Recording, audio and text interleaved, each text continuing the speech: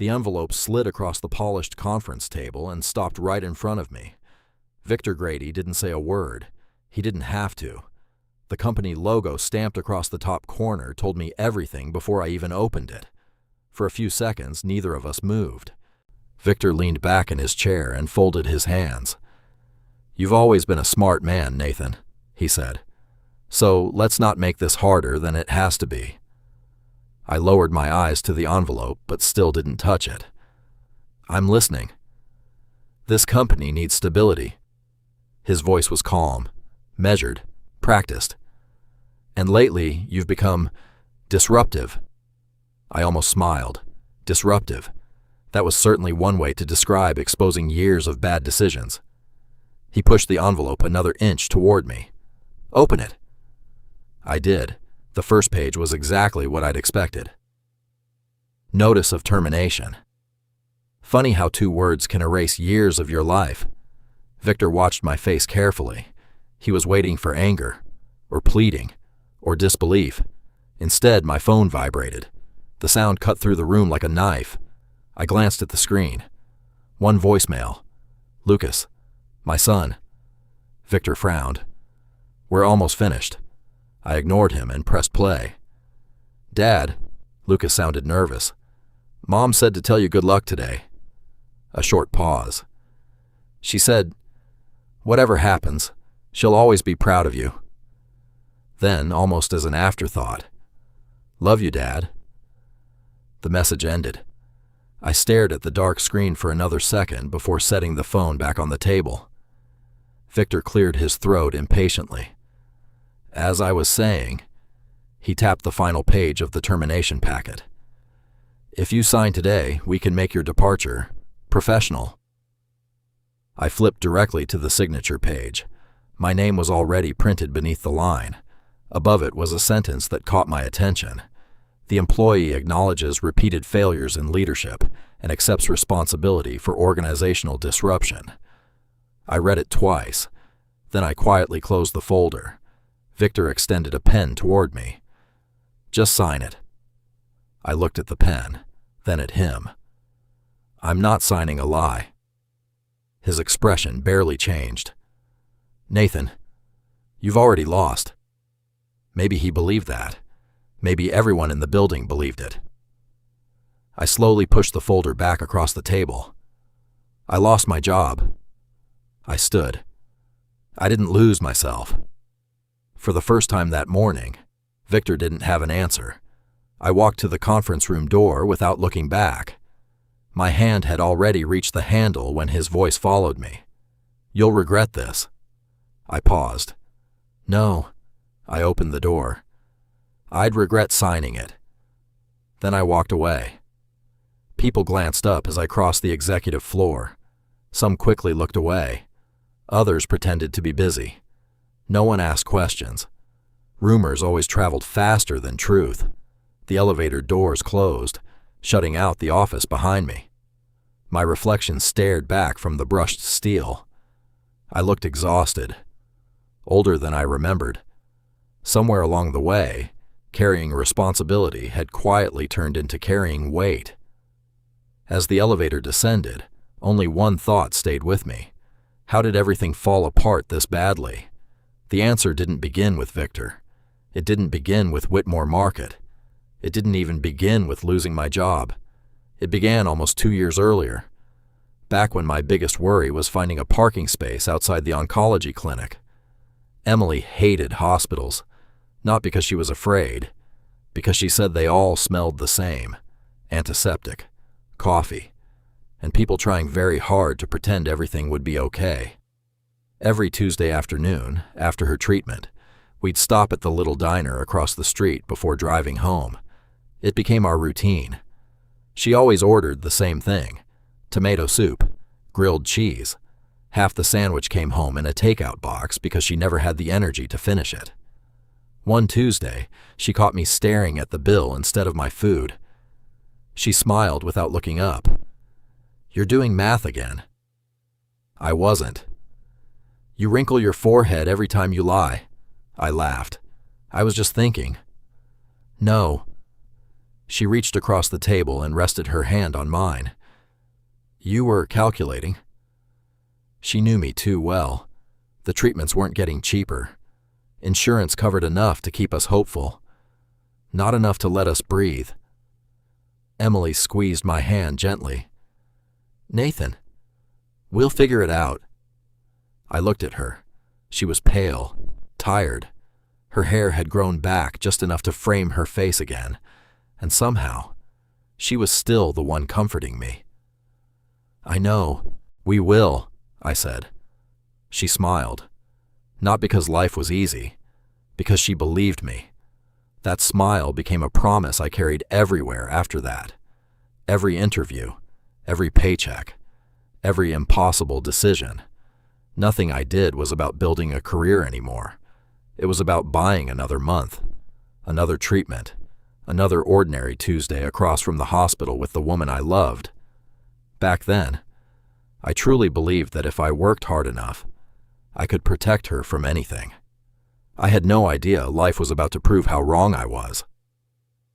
The following Monday, I put on my best suit. It wasn't new. The cuffs were beginning to fray, and the leather on my briefcase had long since lost its shine. Under different circumstances, I might have noticed those things. That morning, I only noticed Emily watching me from the kitchen. She had insisted on getting out of bed. She stood at the counter with one hand wrapped around a mug of tea, wearing one of my old sweaters that always looked better on her than it ever had on me. You keep staring, I said as I adjusted my tie. I'm making sure I remember this. I laughed. I'm only going to work. I know, she smiled, but this feels important. It did. For weeks I'd sent out resumes, attended interviews, and listened to polite rejections wrapped in corporate language. We'll keep your information on file. You're an impressive candidate, but we've decided to move in another direction. Every conversation ended the same way. Another closed door. Then Whitmore Market called, a family-owned company, nearly 70 years in business, a reputation for treating employees with respect. People didn't leave Whitmore unless they retired. At least, that was what everyone said. Emily walked toward me and straightened my tie. You look nervous. I haven't been the new guy in a long time. You'll survive. I hope they think so. She reached up and kissed my cheek. They'd be lucky to have you. It wasn't flattery. Emily never exaggerated. She simply believed in me with a certainty I could never quite understand. As I picked up my briefcase, she called after me. Nathan? I turned. No matter how badly you need this job. She paused just long enough for me to know exactly what she was going to say. Don't become someone you wouldn't recognize. I smiled. I won't. At the time, neither of us realized that promise would eventually cost us almost everything. Whitmore Market's headquarters sat on a hill overlooking the town. It wasn't flashy, no glass tower, no oversized corporate logo, just a red brick building surrounded by trees that had probably been there longer than most of the employees. As I walked through the front entrance, the receptionist stood and greeted me before I even reached the desk. Good morning, Mr. Carter. It's Nathan. She smiled. Welcome to Whitmore. It was such a small exchange, but after months of feeling like another resume and a stack of paper, being welcomed by name meant more than she could have known. The building itself felt different from the companies I'd worked for before. Departments weren't sealed behind locked executive doors. People actually greeted one another in the hallways. Someone from accounting stopped to help a warehouse employee carry boxes without anyone asking. Little things. The kinds of things you can't fake. I caught myself thinking, maybe this is exactly what we needed. My orientation lasted most of the morning. Policies, safety procedures, department introductions, nothing unusual. What surprised me was how often people mentioned the founder. Mr. Whitmore built this place from nothing. He still comes in almost every day. He knows employees by name. There was genuine admiration in their voices. Not obligation. Respect. It reminded me of companies that had forgotten how to grow old. Around noon, I was finally escorted to the executive offices. Harold Whitmore's office door was open. He stood by the window, hands resting on a wooden cane. He looked older than I expected. Much older. Silver hair, deep lines across his face. But his eyes were sharp. He turned before anyone announced me. "So," he smiled warmly, "you're the young man everyone keeps telling me about." I couldn't help smiling. I haven't been called young in quite a while. Then I'm definitely getting old. He laughed first. I joined him a second later, within 30 seconds. The nervousness I'd carried all morning disappeared. He wasn't trying to impress anyone. He didn't speak like a billionaire. He spoke like someone who still remembered loading trucks himself. "I've read your employment history," he said. "Impressive record." "I've just been fortunate." "No." He shook his head gently. "Fortunate people don't stay at the same company for nearly 20 years. They stay because they make themselves valuable." That sentence stayed with me, not because it praised me, because it told me something about him. He noticed loyalty, character, commitment. Those things still mattered here, or so I believed. Before I left his office, Harold extended his hand. "I only ask one thing." "What's that?" "If you ever see something in this company that doesn't look right." He smiled. "Tell me." "I promise." Looking back now, that promise would become the center of everything. The afternoon passed quietly. I walked the warehouse, introduced myself to supervisors, listened more than I talked. People seemed surprised by that. Managers usually arrived with speeches. I arrived with questions. "What slows your team down? If you could change one thing tomorrow, what would it be? What do you wish executives understood?" At first, the answers were cautious. Then they became honest. Not because I was smarter than anyone else, because people usually know the answers. They're just waiting for someone willing to listen. As I finished my rounds, I paused near the loading docks. From there, I could see almost the entire operation. Forklifts moved in careful rhythm. Drivers checked manifests. Employees joked with one another as they worked. It wasn't a perfect company. No company is. But underneath all the moving pieces, I saw something worth protecting. For the first time in months, I drove home with hope instead of worry. Emily was waiting by the living room window when I pulled into the driveway.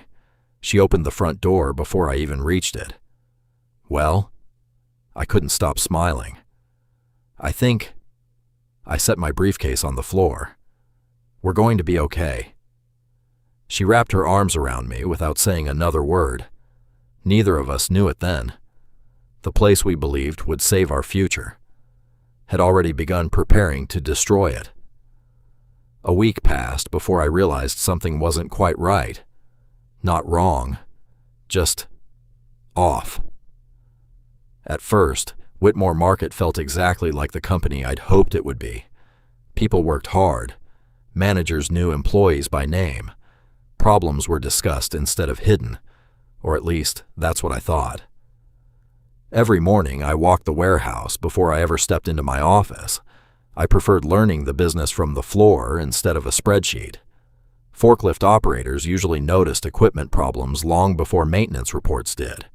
Shipping clerks knew which procedures wasted time. Cashiers could tell you more about customer satisfaction than most executives ever could. Leadership, at least to me, had always started with listening. By the end of my second week, people had stopped calling me the new manager. I was just Nathan. I considered that a compliment.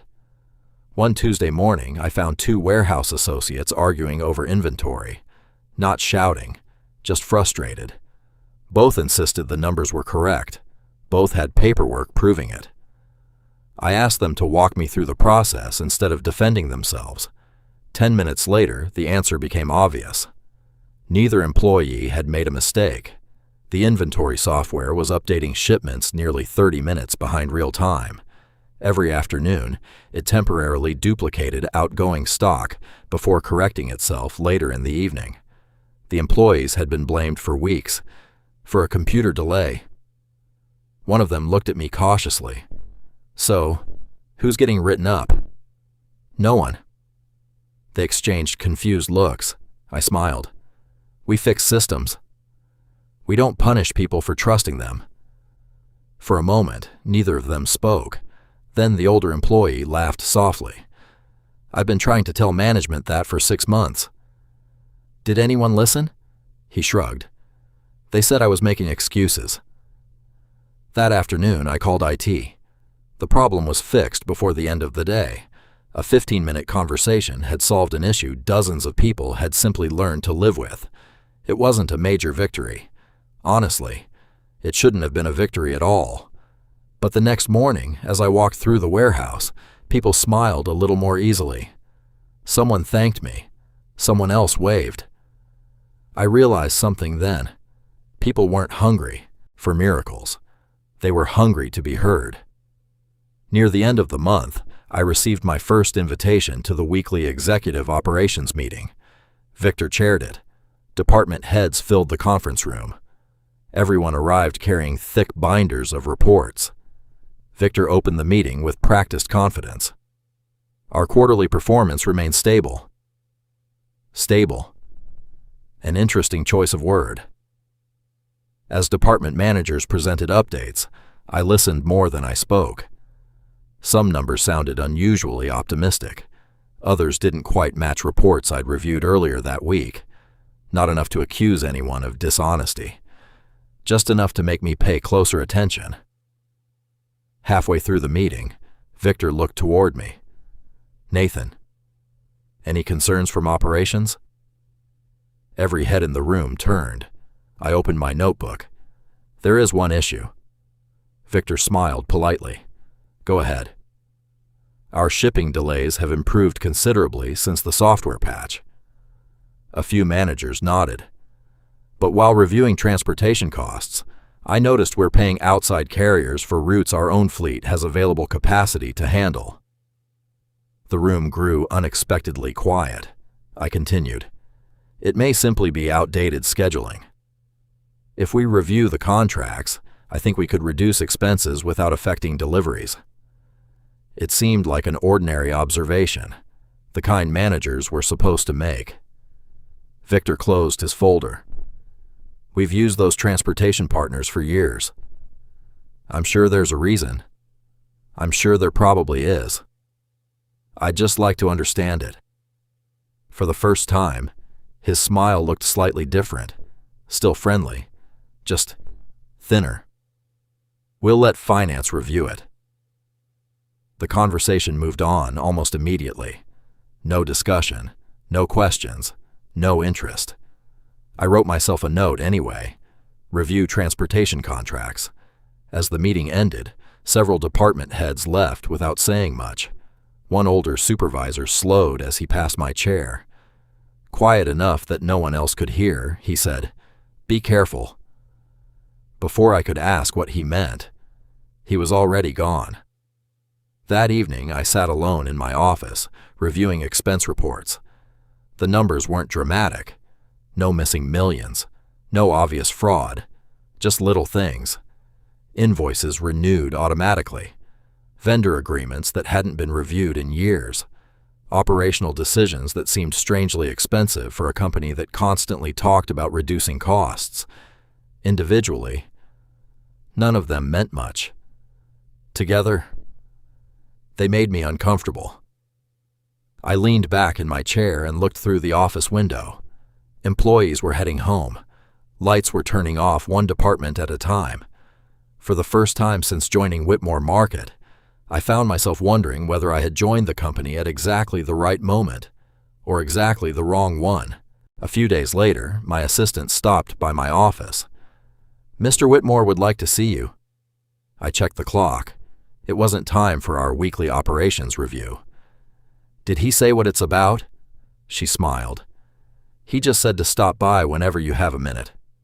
Harold Whitmore's office felt different from every executive office I'd ever walked into.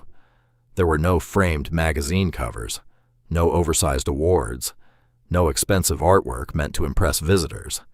Instead, photographs covered nearly every shelf, old delivery trucks, warehouse crews from decades earlier, company picnics, Christmas parties, people, not profits. Harold looked up from a stack of papers and motioned toward the chair across from him. "Sit down, Nathan." As I did, he pushed a faded black and white photograph across the desk. A dozen men stood in front of a tiny grocery warehouse. One of them looked remarkably like the older man sitting in front of me. "I was 28, Harold said. "We had 12 employees." He smiled at the picture. "I knew every one of their children's birthdays." I looked around the office again. "I believe it." He leaned back in his chair. "You know, I've spent most of my life learning how to build a company." He paused. "The hardest part isn't building it. It's trusting someone else to protect it after you're gone." His words lingered in the room, longer than either of us spoke. "I've been watching you." I laughed softly. "I hope that's a good thing." "It is. You spend more time in the warehouse than your office. That's where the work happens." He nodded as though I'd confirmed something he'd already suspected.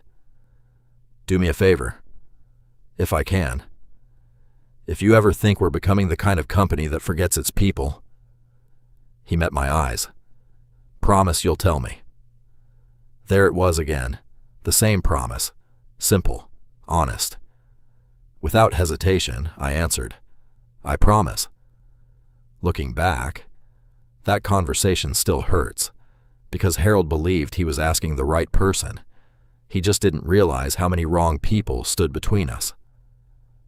Over the following weeks, I settled into a rhythm.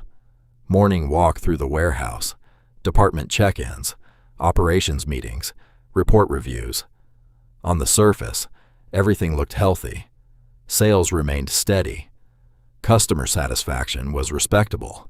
Employee turnover stayed unusually low. Most businesses would have celebrated numbers like those. Yet something continued bothering me. Not the numbers themselves, the conversations surrounding them. Whenever discussions reached certain subjects, transportation contracts, vendor relationships, large purchasing decisions, someone always changed the subject. Not dramatically, almost gracefully. Like a conversation rehearsed enough times that everyone knew exactly when to move on.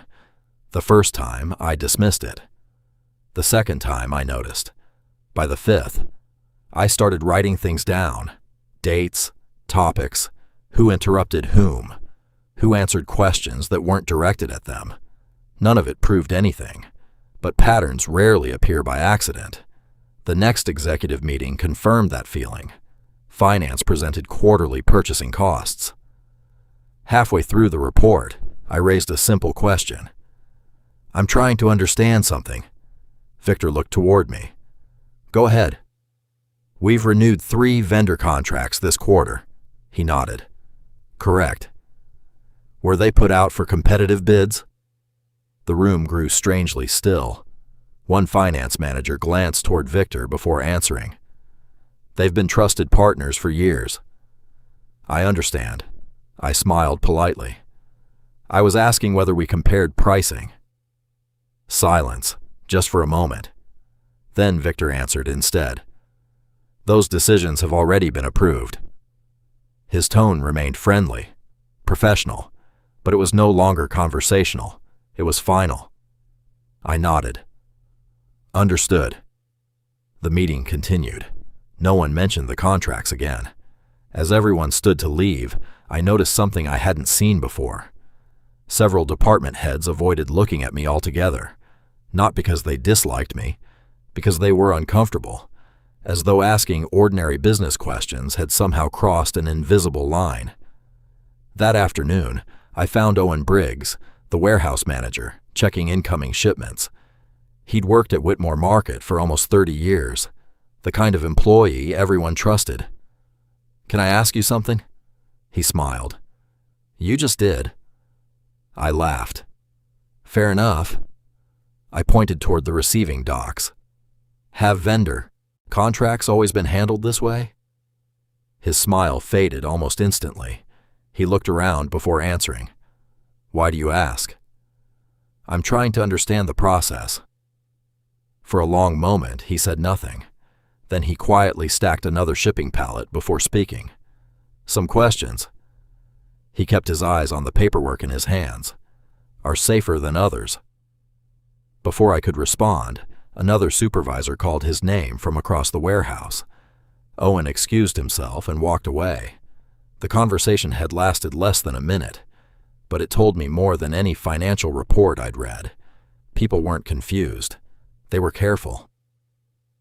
That evening, I stayed later than usual.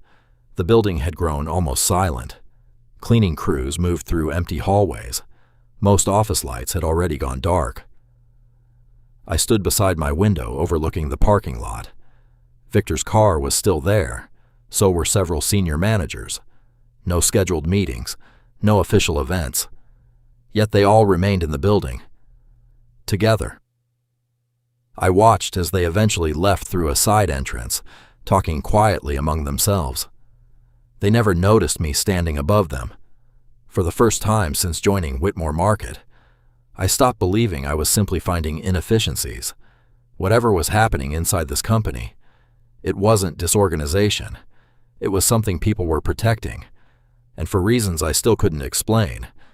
I had the unmistakable feeling they were beginning to wonder whether I needed protecting from them, or whether they needed protecting from me.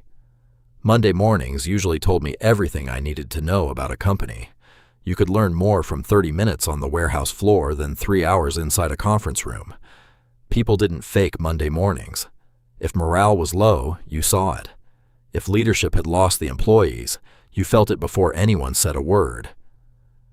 That Monday, something had changed. Conversations stopped when I walked past. Not all of them. Just enough to notice. 2 supervisors who normally greeted me with a smile suddenly became fascinated by their clipboards. A shipping clerk started toward me, then quietly turned around before we reached each other. Nobody was rude. Nobody was openly hostile. They were simply careful. It was subtle, almost impossible to explain, but after 20 years managing people, I'd learned to trust that feeling. Something had shifted. I just didn't know what. Around 10 that morning, I received an email from purchasing. Subject: Transportation Review. Recommendation declined. No further action required. That was it. No explanation. No supporting documentation. Just closed. I stared at the screen for a moment. Then I opened the transportation report again. The numbers hadn't changed. Neither had the questions. I wasn't looking for someone to blame. I genuinely wanted to understand why we were paying outside carriers to drive routes our own fleet could handle. If there was a reason, I wanted to learn it. Instead, someone had decided curiosity itself was the problem. Near lunchtime, I walked through shipping. One of the loading supervisors waved me over. "Hey, Nathan." He lowered his voice. "Thanks for fixing that inventory issue." "It wasn't just me." He shrugged. "Still, we've been complaining about it for months." Before I could answer, another manager appeared at the end of the aisle. The supervisor's expression changed immediately. He gave me a polite nod and walked away as though we'd never been speaking. The whole exchange lasted less than 30 seconds, but it left an uncomfortable feeling in my stomach. Not because he'd stopped talking, because he'd looked afraid to keep talking. That afternoon, Victor appeared at my office. He didn't knock. He rarely did. He glanced around before stepping inside. "Settling in?" "I think so." He smiled. "I've been hearing good things." "I appreciate that. You've made quite an impression." There was something about the way he said it, not praise, measurement. He picked up a framed photograph sitting on my bookshelf. Emily and Lucas at the lake the previous summer. Emily wore a baseball cap because she hadn't wanted anyone noticing how much hair she'd lost. She'd laughed the entire afternoon anyway. Victor studied the picture for a second before setting it back exactly where he'd found it. Beautiful family. Thank you. I heard your wife hasn't been well. The sentence landed harder than I expected. I hadn't told him. Very few people inside the company even knew. She's receiving treatment. I hope things improve. So do I. He nodded sympathetically. Then he walked toward the window overlooking the warehouse. You know, this company has survived nearly 70 years because people understand their roles. I waited. Sometimes enthusiastic managers try fixing things that aren't actually broken. I'm only asking questions. I know, he smiled again. That's exactly what concerns me. The room became quiet. Neither of us looked at the other. Finally, he turned back toward me. My advice? He slipped both hands into his pockets. Focus on operations. Leave executive decisions to executives. There it was, the first real warning, wrapped politely enough that no one could ever accuse him of making one. I answered just as calmly. If I see something affecting operations, I'll probably ask about it. His smile didn't disappear. It simply stopped reaching his eyes. I'm sure you will. He walked to the door before pausing. I'd hate for unnecessary misunderstandings to complicate what your family is already dealing with. The door closed softly behind him. I didn't move for several seconds. It wasn't what he'd said. It was how easily he'd said it, as though my wife's illness had become another line item in a business conversation. That was the moment I understood something. Victor hadn't come to offer advice. He'd come to measure how much pressure it would take to make me stop asking questions. Unfortunately for both of us, he'd just learned the wrong answer. The next morning, an accounts payable clerk knocked on my office door. She looked nervous. Mr. Carter, it's Nathan. She smiled faintly. I think something was delivered to your office by mistake. She handed me a thin folder. Inside were photocopies of transportation invoices. Several pages had yellow sticky notes attached. No signature, no explanation, only one handwritten sentence. Look at the dates. I frowned. By the time I stepped into the hallway to ask who had brought it, the clerk was already gone. I closed the folder slowly. For the first time, it no longer felt like isolated decisions. Someone inside Whitmore Market wanted me to keep asking questions. They were just too frightened to ask them with me. I waited until everyone had gone home before opening the folder again. The building had settled into its nighttime rhythm. Cleaning carts rolled quietly through empty hallways. The occasional vacuum echoed somewhere on the second floor. Otherwise, silence. I spread the invoices across my desk. At first glance, they looked ordinary. Vendor names, invoice numbers, delivery routes, payment approvals. Nothing that screamed fraud. I remembered the note. Look at the dates. So I did. One invoice caught my attention. A transportation company had billed Whitmore Market for emergency freight service on a Tuesday. According to the invoice, the shipment had been delayed because no company trucks were available. I pulled our fleet schedule from the operations database. That same Tuesday, 4 of our trucks had been parked in the yard all afternoon. Not assigned, not in maintenance, just unused. I frowned. Maybe there was another explanation. There usually was. I checked the following week. The same pattern, different route, different vendor, same result. Outside carrier, idle company trucks, again. By the time I finished reviewing the folder, I wasn't looking at isolated mistakes anymore. I was looking at a pattern, not proof, but enough to justify asking another question. The next morning, I walked into finance carrying the folder. Melissa Crane looked up from her desk and smiled politely. Nathan, What brings you down here? I was hoping you could help me understand something. Of course. I placed one invoice on her desk. This shipment was outsourced because our fleet was supposedly unavailable. She adjusted her glasses and glanced at the paperwork. That's what the report says. Our trucks were sitting in the yard that afternoon. For the first time, her smile faded, only slightly.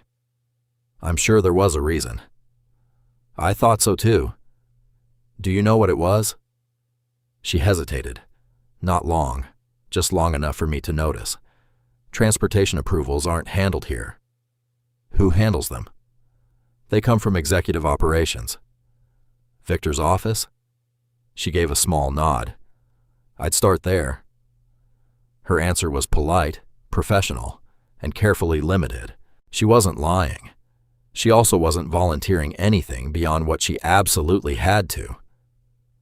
As I gathered the paperwork, she quietly said, "Nathan." I turned back.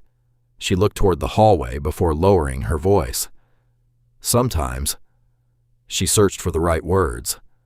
Not every question has an answer you're allowed to receive. Before I could respond, another employee entered the office. Melissa immediately smiled again. The conversation was over. I found Victor leaving the executive conference room just before lunch. He looked relaxed, as though he hadn't a care in the world. "Nathan," he smiled, "what can I do for you?" "I've been reviewing transportation expenses." I heard. "I think there's something we should look at together." He glanced at the folder in my hand but didn't reach for it. "What kind of something?" "Outside carriers are being paid for routes our own fleet could handle." I'm trying to understand why. Victor slipped one hand into his pocket. "I thought we'd already discussed this." "We discussed not pursuing it." "We never discussed the reason." His expression remained perfectly calm. "You seem unusually interested in transportation." "I'm interested in unnecessary spending. And I'm interested in keeping my managers focused on their responsibilities." Neither of us raised our voices. People passed us in the hallway without slowing down. To anyone watching, it probably looked like an ordinary conversation between two executives.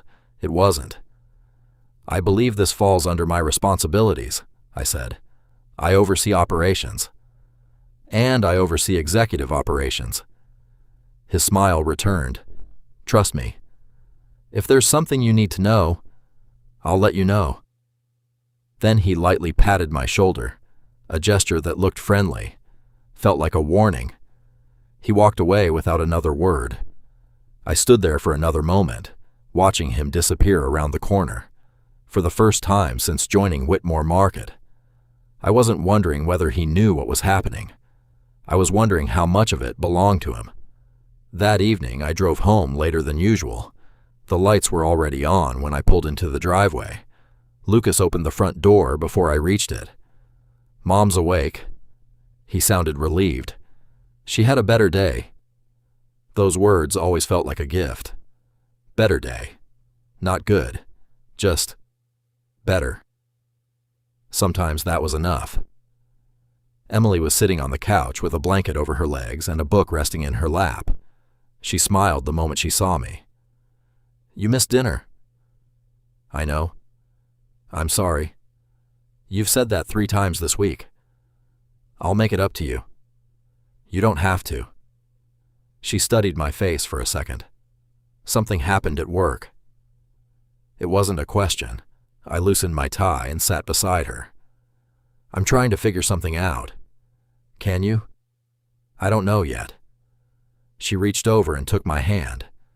"Then don't let it become bigger than it needs to be." "I'll try." "You always try." She smiled gently. "I'm asking you to remember something different." "What's that?" She squeezed my hand. "You don't have to carry every burden by yourself." I looked at her. Really looked at her. She'd spent the day fighting a disease neither of us could control. Yet, somehow, she was still worried that I was carrying too much. I rested my forehead against hers, For a few seconds, neither of us spoke. The house was quiet. Lucas was upstairs finishing homework. Rain tapped softly against the living room windows. For a moment. The company, Victor, the invoices, all of it disappeared. There was only Emily, only us. I didn't know it then, but before long, the people trying to protect their secrets would discover exactly who gave me the strength to keep asking questions. And once they learned that, they would stop treating my family as something to respect. They would begin treating it as something they could use. The anonymous folder never left my desk, not because I kept reading it, because every time I looked at it, I was reminded of one simple fact. Someone inside Whitmore Market wanted the truth to come out. They just weren't willing to be seen helping me. That thought stayed with me far longer than the invoices themselves. Fear like that doesn't appear overnight. It grows. One compromise at a time. One ignored problem at a time. Until eventually people stop asking whether something is right and start asking whether it's safe. A few mornings later, my calendar notification chimed. Mandatory executive. Performance review. That caught my attention. I'd barely been with the company a few months. Performance reviews usually weren't scheduled this early. Still, I gathered my notes and headed upstairs. Victor was already seated when I entered the conference room. No coffee, no small talk. Only a thin folder resting neatly in front of him. He gestured toward the chair.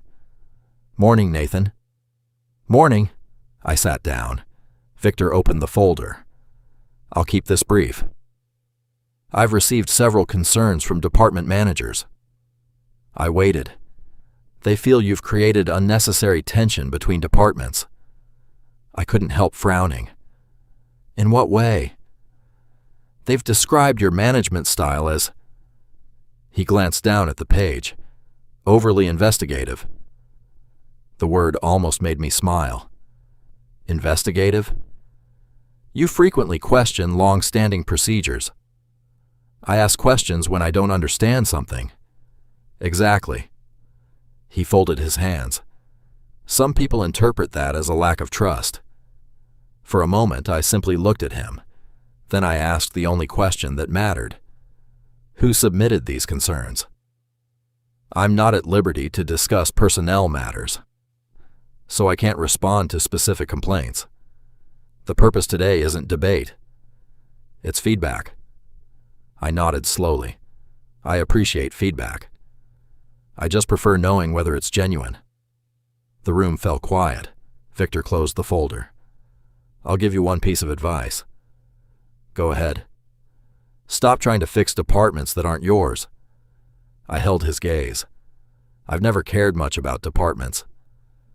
I care about the company. His expression remained perfectly composed.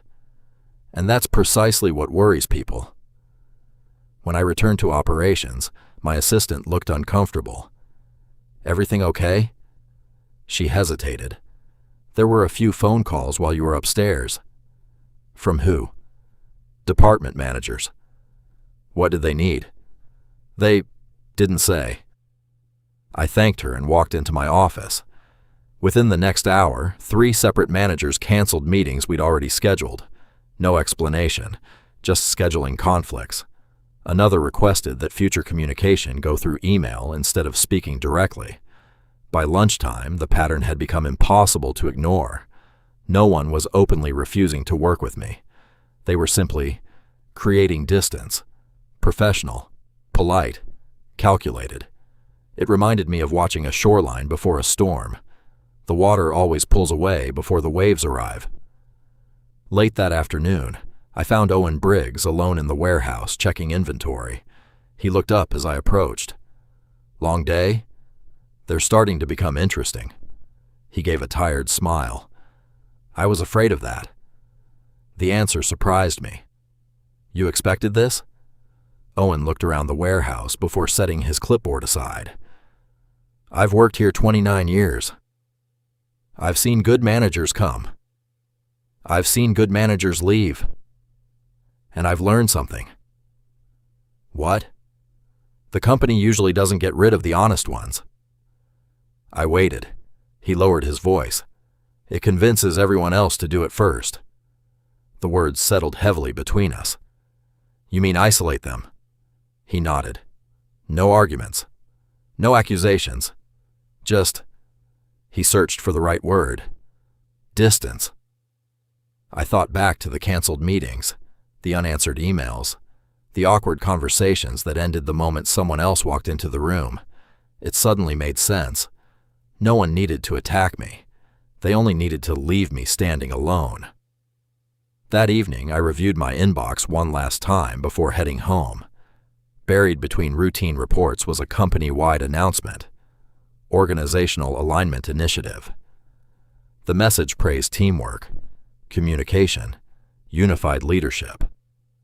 On the surface, it sounded harmless, until I reached the final paragraph. Managers are encouraged to direct all cross-department concerns through executive operations to ensure organizational consistency. Executive operations, Victor's office.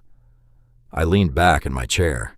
There it was, a new policy, created just days after I started asking uncomfortable questions. Maybe it was coincidence, maybe it wasn't. Either way, the effect was the same. Every path that had once led around Victor now led directly through him. I closed my laptop slowly, for the first time since joining Whitmore Market. I wasn't simply being watched anymore. The rules themselves were beginning to change, and somehow, I knew they hadn't been changed for everyone. They'd been changed for me. The new policy changed the atmosphere almost overnight, not because people suddenly treated me differently, because they stopped treating me naturally. Questions that once came straight to my office now arrived through Victor's department. Managers who used to drop by for 5-minute conversations suddenly wanted everything documented by email. Even routine approvals began taking days instead of hours. Nothing dramatic, just enough friction to slow everything down. At first, I wondered if I was imagining it. Then the complaints started. A supervisor from receiving knocked on my office door just after lunch. "Nathan, do you have a minute?" "Of course." He stepped inside and closed the door behind him. "We've got 3 trucks waiting at Dock 4. "I know. I approved the overtime request yesterday." He nodded. "Executive operations denied it this morning." I frowned. "Denied it?" "They said staffing adjustments now require additional review." "Did they explain why?" "No." He looked genuinely frustrated. "The drivers have been waiting for almost 2 hours." I pulled up the approval system. Sure enough, my authorization was still there. Beneath it was a second entry. Override approved. Executive operations. Request denied. No explanation, no comments. Just a digital signature from Victor's office. I looked back at the supervisor. "I'll take care of it." Victor answered on the second ring. "Nathan." "I've got trucks sitting at Dock 4. "I know. The overtime was already approved." "It was reviewed." "By who?" "Executive operations." I took a slow breath. "The delay is costing us money." "I'm aware." "Then why deny it?" There was a brief pause. "Because consistency matters." I looked through my office window toward the warehouse. Employees were standing beside idle trailers, waiting for instructions that should have been unnecessary. Consistency shouldn't come before common sense. His voice remained calm. "That's your opinion." "It's operations. It's my responsibility. And executive operations is mine." Another pause. Then he added quietly, "I'd appreciate it if future concerns followed the proper chain." The call ended before I could answer. I lowered the phone slowly. For the first time, someone had deliberately prevented me from doing my job, not because my decision was wrong, because it was mine. Word spread faster than I expected. By the next morning, several employees were already talking about the delayed shipments, not angrily, curiously. People wanted to know what had happened. They assumed I had the answer. I didn't. I hated that. Good leadership depends on trust, and trust disappears the moment people stop believing your decisions matter. As I walked through receiving, one of the forklift operators approached me. "I heard they overruled you." I stopped. "Who told you that?" He shrugged. "People talk." I smiled faintly. "They always do." He hesitated before speaking again. "You tried to help us." His words caught me off guard. "I know it wasn't your call." Before I could respond, he climbed back into his forklift and drove away. It was a short conversation, less than 20 seconds, but it reminded me of something important. The employees were paying attention, maybe more closely than management realized. That afternoon, another email arrived. Subject: Operational Efficiency Review, Mandatory Attendance, Executive Conference Room, 3 o'clock. When I entered, every department head was already seated. Victor stood near the projector screen. He smiled as I walked in. Perfect timing. The presentation began with charts, productivity, efficiency, communication metrics, nothing unusual, until one slide appeared on the screen. Recent operational delays. Several incidents were listed: the delayed shipments, inventory disruptions, scheduling inefficiencies. Every one of them had occurred during my tenure. None of them mentioned that my approved decisions had been overridden. Victor clicked to the next slide. "We've identified opportunities for stronger leadership coordination." No names, no accusations. Yet every person in the room knew exactly where the conversation was pointing. I looked around the table. No one met my eyes. Not Owen, not Melissa, not the department heads who had thanked me only weeks earlier. Some stared at their notes. Others watched the presentation as though they were afraid to blink. It wasn't agreement. It was survival. Victor finished speaking and looked toward me. "Nathan, would you like to add anything?" Every face in the room turned. For a brief moment, I considered explaining everything. The overridden approvals, the policy changes, the missing context. Instead, I realized something. No one in that room lacked information. They lacked safety. Explaining more wouldn't protect them. It would only force them to choose sides before they were ready. So I simply said, "I think every decision should be judged with all of its facts." Victor held my gaze for a moment. Then he smiled. An admirable philosophy. He moved on to the next agenda item as if nothing had happened. The meeting continued, but something irreversible had changed. When it finally ended, people filed out in silence. I remained seated for a few seconds, staring at the empty projector screen. This wasn't about transportation anymore, or overtime, or operational reports. It was about credibility. Victor wasn't trying to prove I was incompetent. He was trying to make everyone else believe it. And for the first time since joining Whitmore Market, I wondered whether the truth alone would be enough to stop him. The performance review changed more than my reputation. It changed my mornings. Until then, I'd looked forward to walking the warehouse. It was the best part of my day.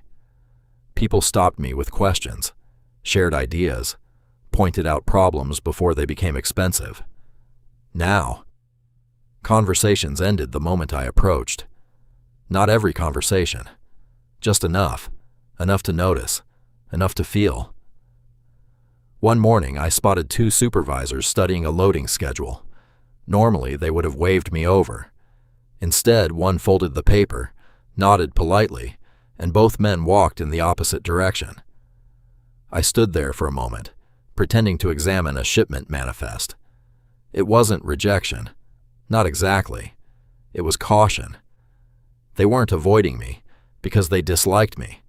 They were avoiding being seen with me. That realization hurt more than I expected. The changes spread quietly through operations. Requests that once came directly to my office were suddenly routed through multiple approvals. Routine meetings disappeared from calendars. Emails became strangely formal. Even small conversations seemed carefully rehearsed. One afternoon, I stopped by the break room to refill my coffee. The room fell silent as I stepped inside. 4 employees, half-finished conversations, coffee cups frozen halfway to their mouths. I smiled. "Don't let me interrupt." Someone chuckled politely. Another looked down at his phone. Within seconds, people found reasons to leave. One needed to check inventory. Another remembered a delivery. A third suddenly had paperwork waiting downstairs. Less than a minute later, I was standing alone beside the coffee machine. The fresh pot finished brewing with a quiet hiss. I poured myself a cup. It tasted unusually bitter. Maybe it always had. Maybe I simply noticed now. That evening, Owen knocked softly on my open office door. "You heading home?" "In a little while." He stepped inside and closed the door behind him. "I've been thinking about something." "So have I." He smiled faintly. "I imagine you have." For a few moments, neither of us spoke. Then he asked, "Do you know why people stop talking?" I assumed they were afraid. They are. But not always for themselves. I looked up. "What do you mean?" Owen rested both hands on the back of the chair across from my desk. "Most people here have mortgages. Kids. Parents they help take care of." He shrugged. "They're not choosing between courage and cowardice. They're choosing between speaking and bringing trouble home." His words settled heavily over the room. "I've been angry with them." "I know.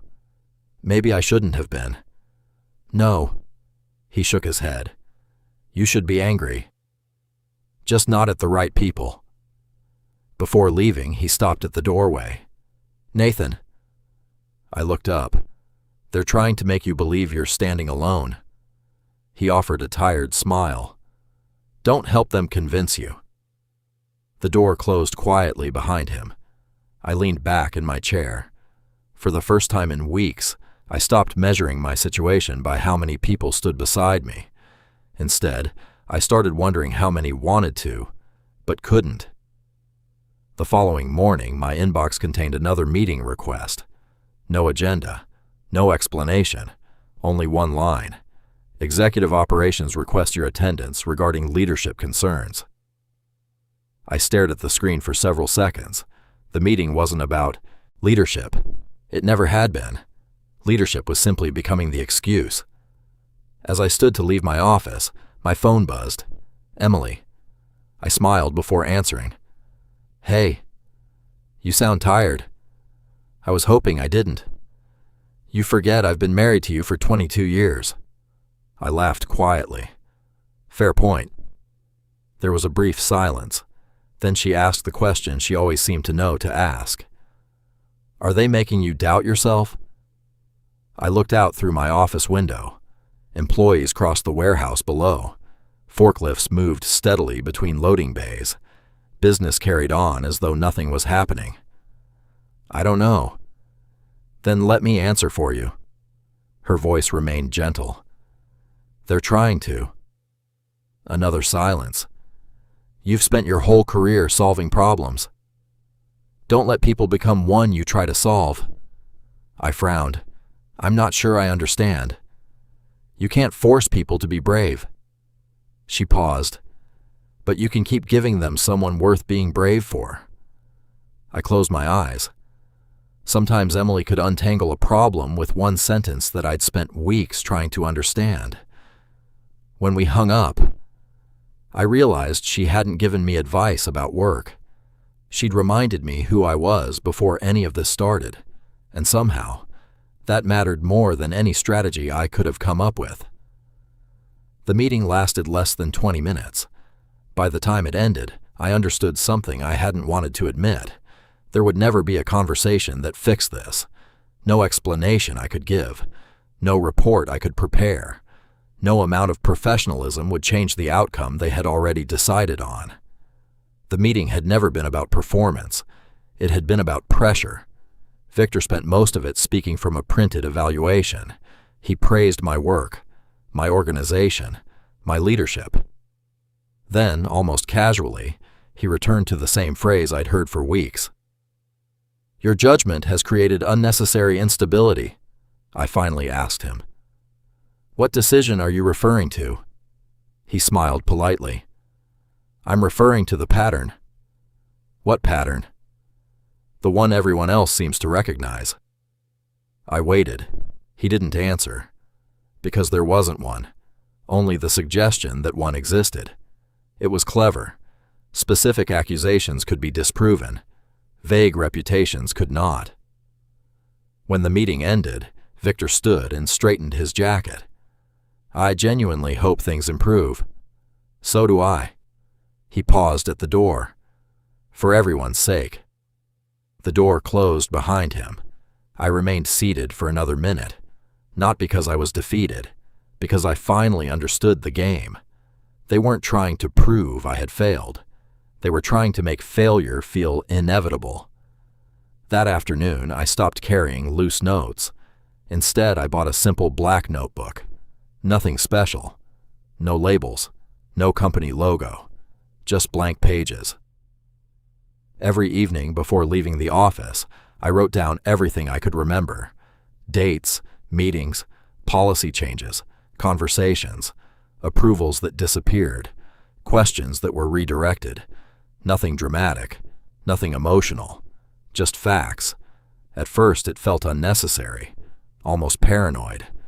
Then I remembered the anonymous folder. Someone else had been keeping track before me. Maybe they had reached the same conclusion. Memory fades. Paper doesn't.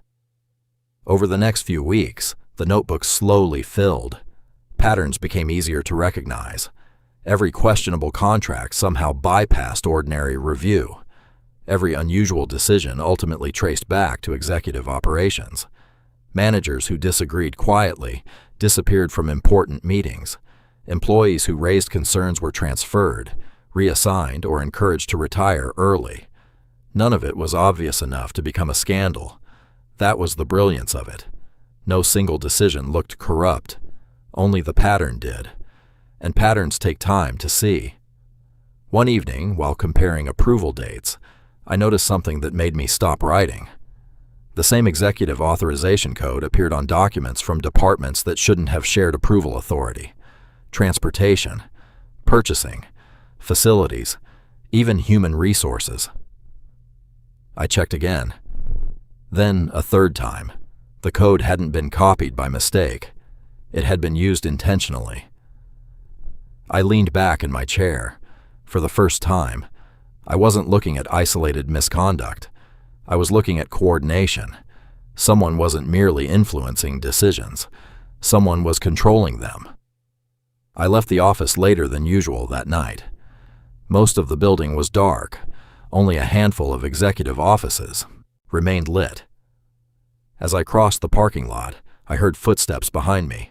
I turned. Melissa Crane stood several yards away, still carrying her laptop bag. She looked nervous, almost as though she'd already decided she shouldn't have followed me.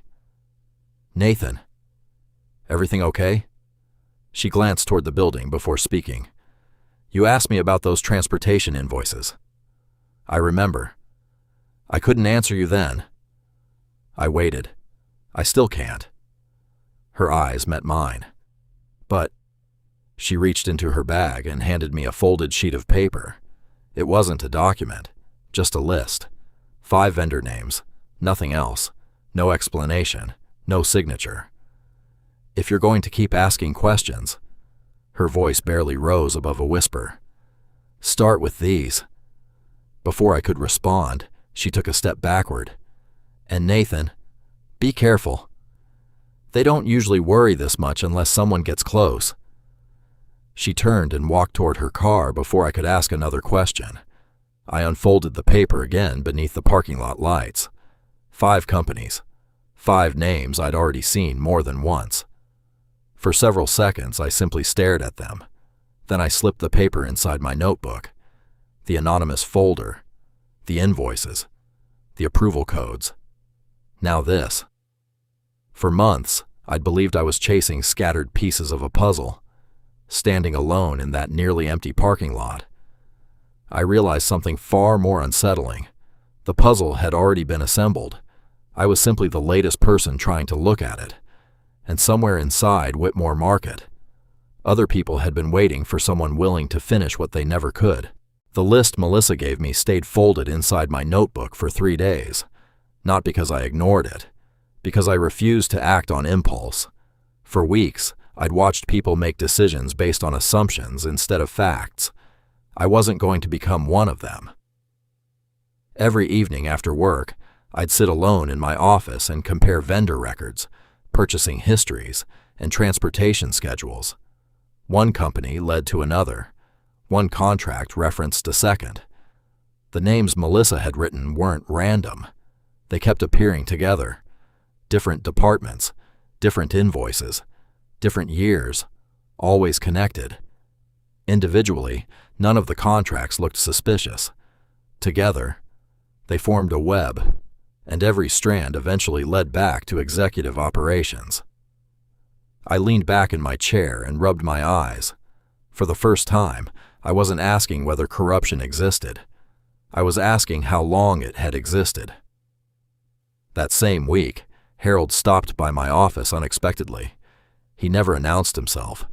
He simply appeared at the open doorway with that familiar smile. "Am I interrupting?" "Never." He stepped inside, looking around at the stacks of reports covering my desk. "You've been busy."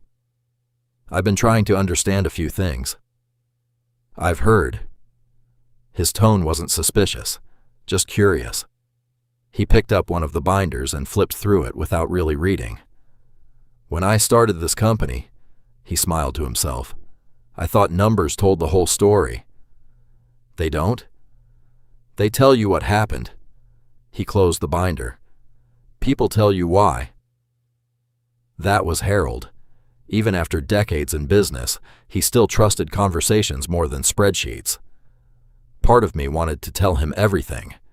The vendor list, the approvals, the anonymous notes, the growing pattern I couldn't ignore. Instead, I hesitated.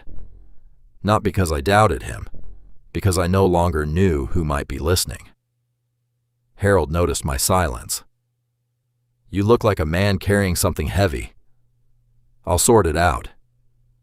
He studied me for a moment, then placed a hand on my shoulder. "Just don't carry it alone." He smiled before leaving. I watched him disappear down the hallway. A strange feeling settled over me. The founder of the company was asking me to trust him, yet the people running his company had somehow convinced everyone else not to. I wondered which reality was the true Whitmore Market. Emily's next appointment was on Thursday. The oncologist had asked us both to come.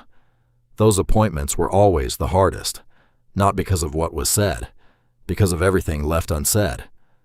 The doctor reviewed her latest scans quietly.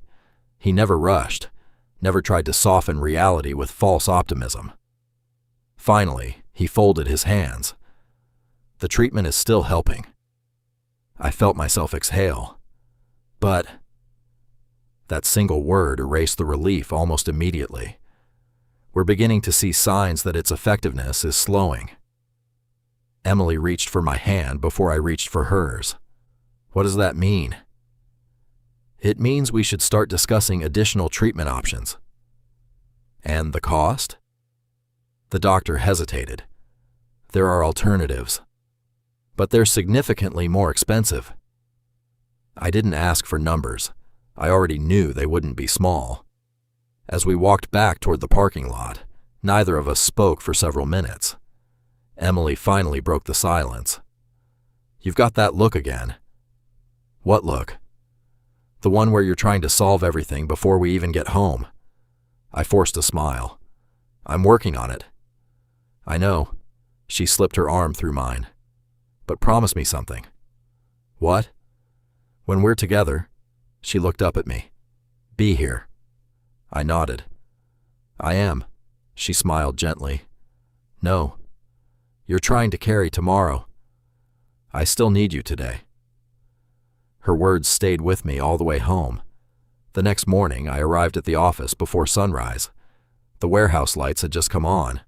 For a few minutes, the building belonged only to the maintenance crew and the first delivery drivers. I liked those quiet mornings.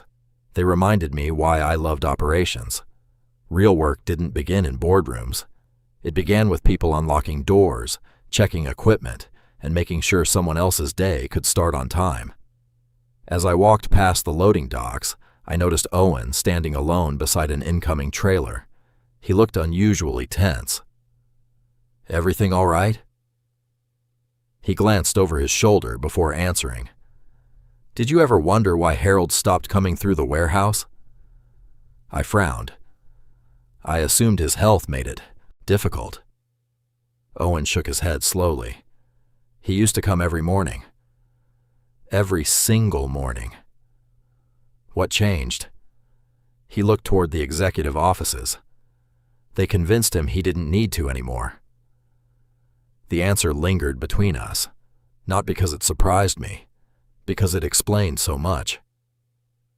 Harold hadn't abandoned the employees. Someone had quietly separated him from them, one conversation at a time, one decision at a time, until the founder, who once knew everyone's name, could no longer see what was happening inside his own company. I looked across the warehouse floor. Forklifts moved. Orders were loaded. Employees greeted one another. On the surface, everything looked exactly as it should. But beneath that ordinary morning, I could feel something shifting. The company wasn't just hiding corruption anymore. It was hiding the truth from the one man who had built it. And somehow, I knew that couldn't continue forever. Something was coming. I just didn't know what would break first. The system, or me. After my conversation with Owen, I stopped looking at Whitmore Market the way I had before. For months, I'd been studying reports, policies, approvals. Now, I started paying closer attention to people, who met with whom, who suddenly stopped talking when someone entered the room, who always seemed nervous after leaving executive operations. The paperwork explained how the company functioned. The people explained how it survived. A week later, Harold invited me to lunch. Not a business lunch. Just the two of us at the small diner a few blocks from the office. It reminded me of the place Emily and I visited after her treatments. Simple food, old booths, the kind of restaurant where the waitress already knew Harold's order before he sat down. He noticed me looking around and smiled. "I've been coming here for 40 years. I can see why." "The coffee's terrible." I laughed. "Then why keep coming?" "Because they remember my name." That answer sounded exactly like him. The waitress poured our coffee and walked away. Harold stirred his cup absent-mindedly. "You know, I've been thinking a lot about retirement." I looked up. "I thought you already had." He smiled. "That's what everyone keeps telling me." There was a sadness behind the joke. As companies grow, he looked out the window. People slowly convince founders they're no longer needed. I didn't know how to respond, because I wasn't sure whether he was talking about business or himself.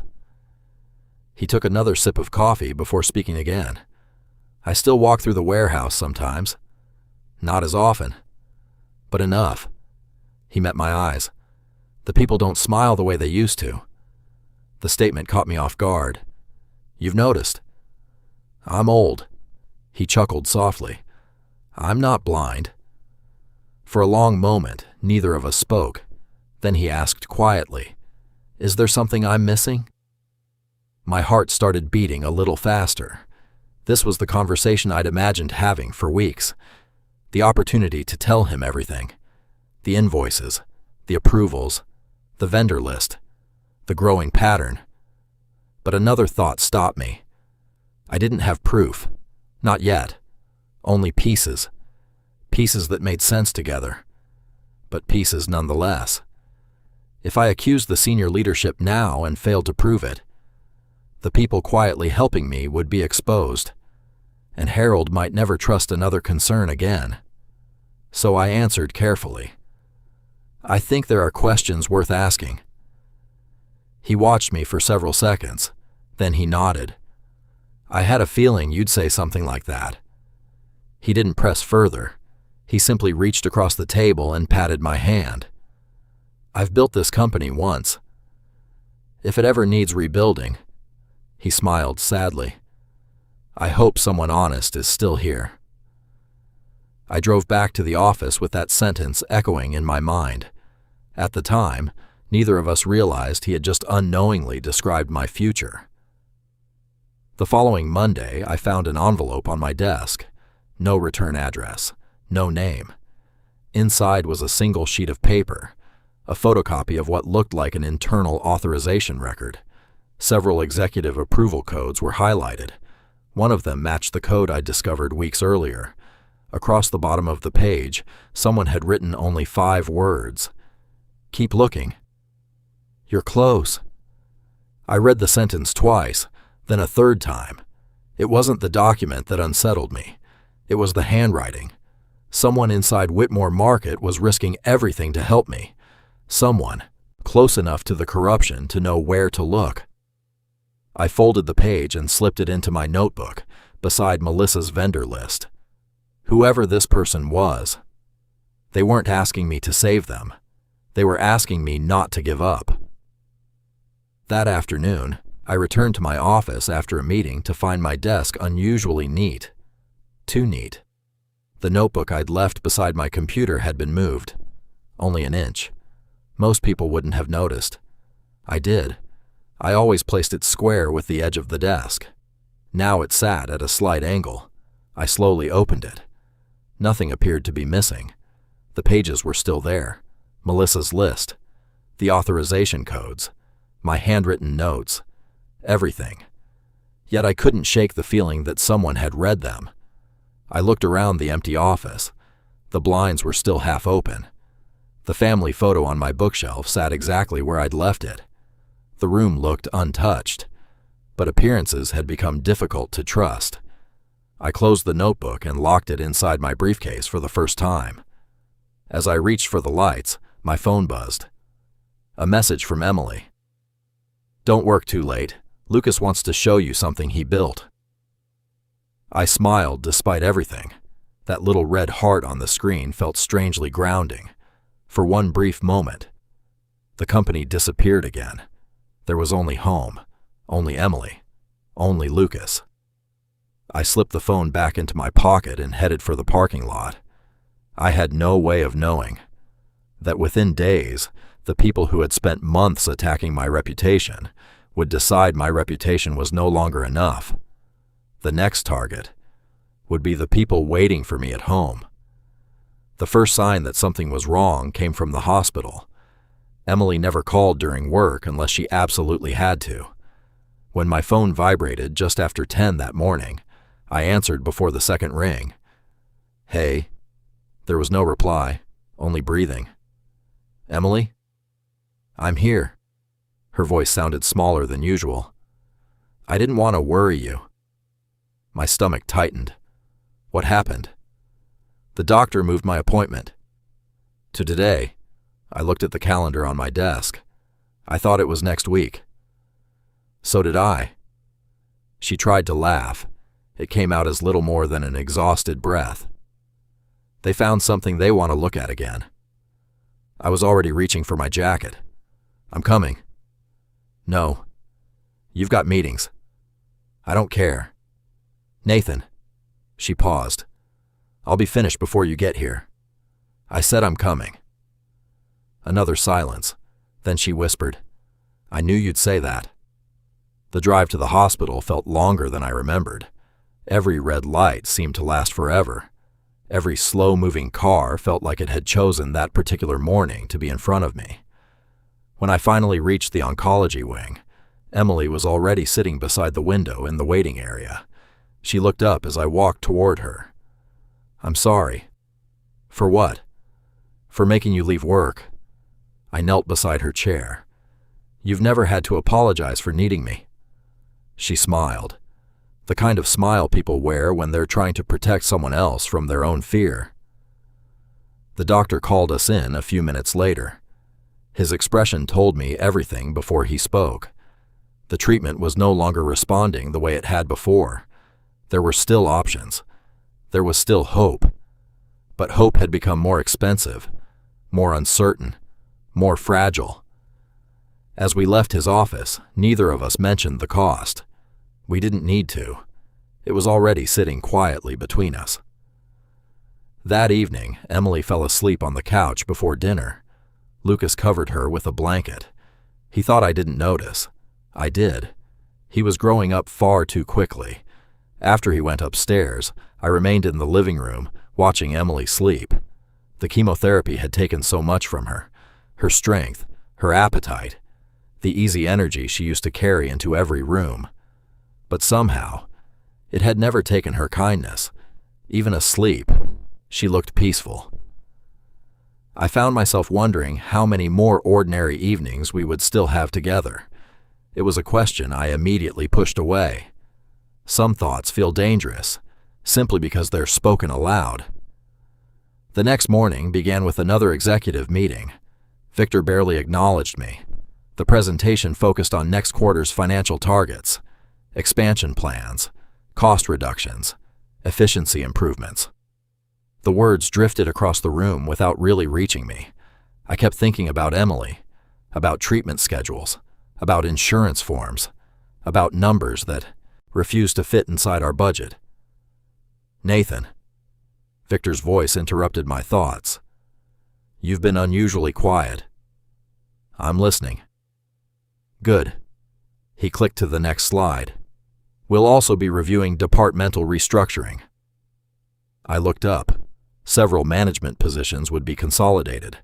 Reporting structures would change. Budgets would be reassigned. Most of it had little to do with operations. Until I noticed one line near the bottom: executive approval required for all discretionary operational expenditures. I frowned. That authority had always belonged to my department. Now, it belonged to Victor. Another piece of responsibility quietly removed. Another decision I would no longer be allowed to make. I looked around the room. Nobody seemed surprised, which meant they had known before I had. When the meeting ended, I returned to my office and found Lucas waiting outside. For a brief second, I couldn't understand what he was doing there. Then I saw the panic on his face. "Dad," his voice cracked. "It's Mom." The world seemed to stop moving. "What happened?" She collapsed. Everything after that became fragments. The drive, the hospital, running through automatic doors, doctors calling instructions down hallways, machines, bright lights, hands trying to hold me back while people much more qualified than I was fought to save the person I loved most. Time stopped making sense. Minutes felt like hours. Hours disappeared into seconds. Eventually, a doctor walked toward me. He didn't have to say anything. I already knew. My knees gave way before he reached me. Somewhere nearby, I heard Lucas crying. Someone helped him into a chair. Someone else said they were sorry. The words blurred together. Nothing sounded real anymore, because the only voice I wanted to hear was the one I would never hear again. People often ask what grief feels like. I used to think it arrived like a storm. Violent, overwhelming, impossible to ignore. I was wrong. For me, it arrived as silence. The unbearable silence of driving home with an empty passenger seat. The silence of unlocking the front door and realizing no one would call my name. The silence of seeing Emily's favorite sweater hanging exactly where she'd left it. Ordinary things became unbearable because they still expected her to exist. I stood alone in our kitchen long after midnight. The house was completely still. Lucas had finally cried himself to sleep. I looked at the stack of medical bills sitting unopened on the counter. For weeks, I'd believed I was fighting to buy us more time. Now, time was the one thing no amount of money could ever purchase again. And for the first time since all of this began, I honestly didn't know whether I had anything left inside me to keep fighting. I stayed away from Whitmore Market for nearly 2 weeks, not because anyone asked me to. Because every morning, I had to convince myself there was still a reason to get out of bed. The funeral passed in a blur. People hugged me, brought food, shared stories about Emily that somehow made me smile and ache at the same time. Lucas hardly left my side.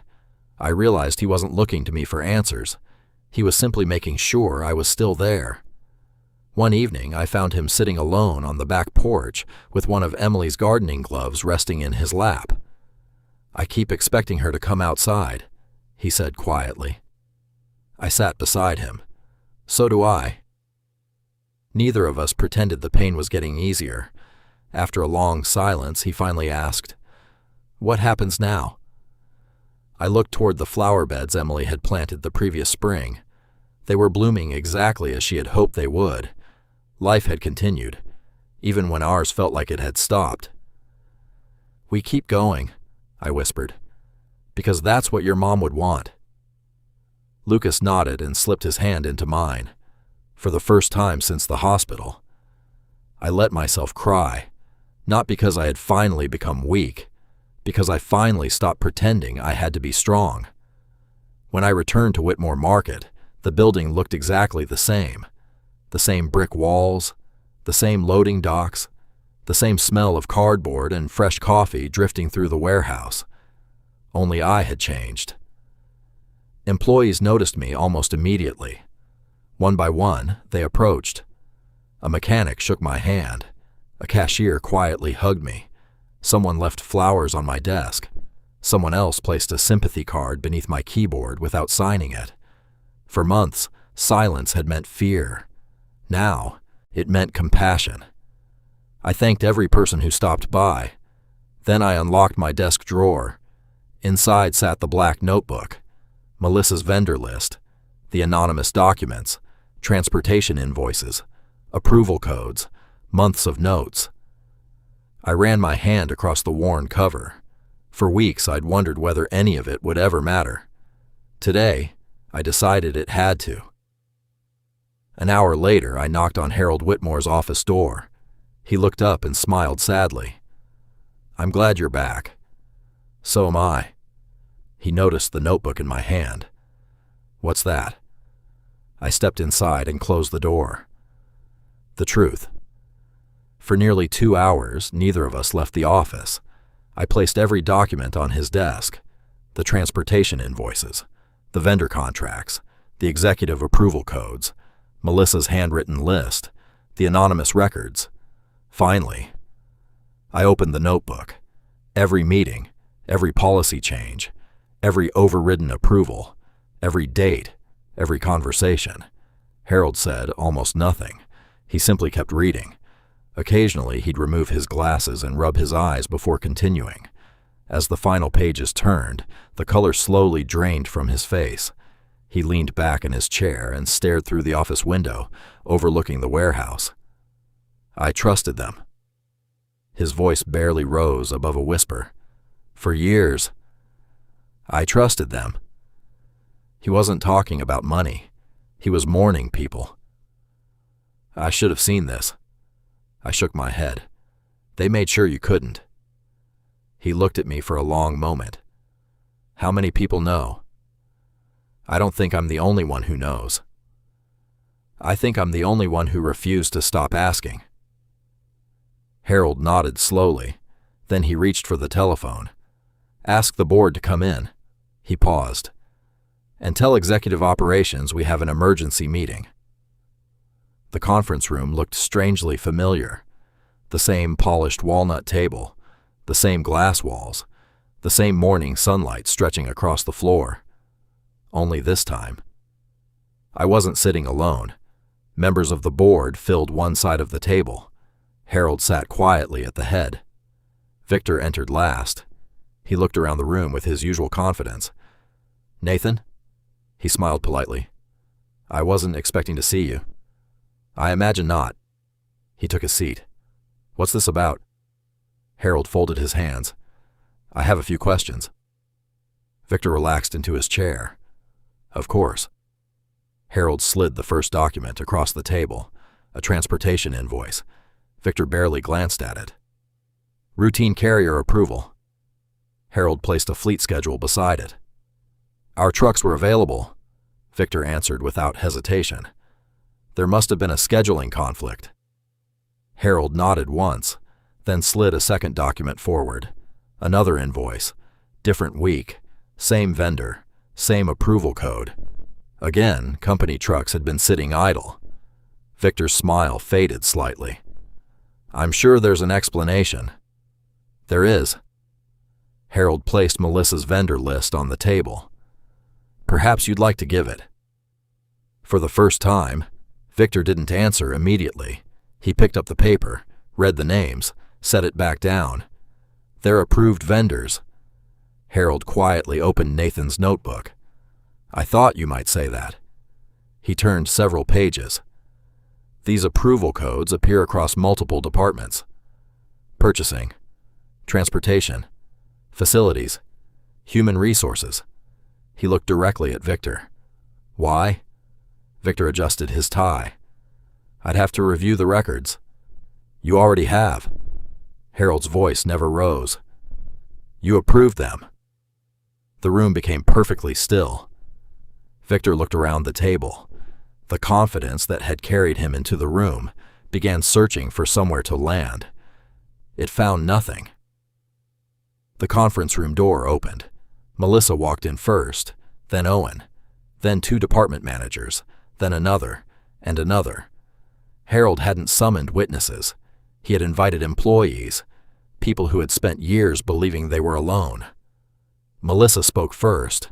Her voice trembled, but she didn't stop. She described invoices altered after approval, vendor contracts renewed without review, questions redirected before reaching ownership.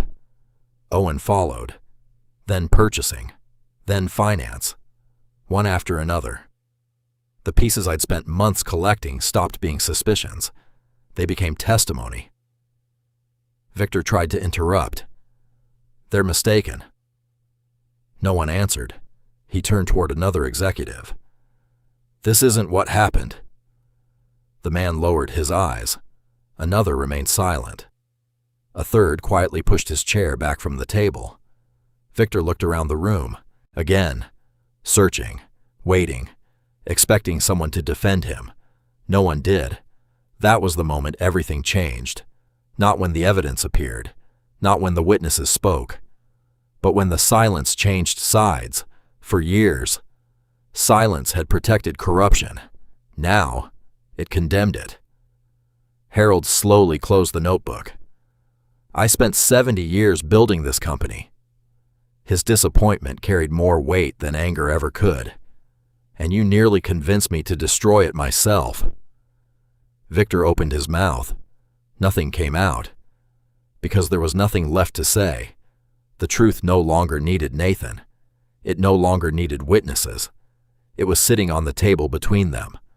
Undeniable, complete. The board voted before anyone left the room. Victor's employment was terminated immediately.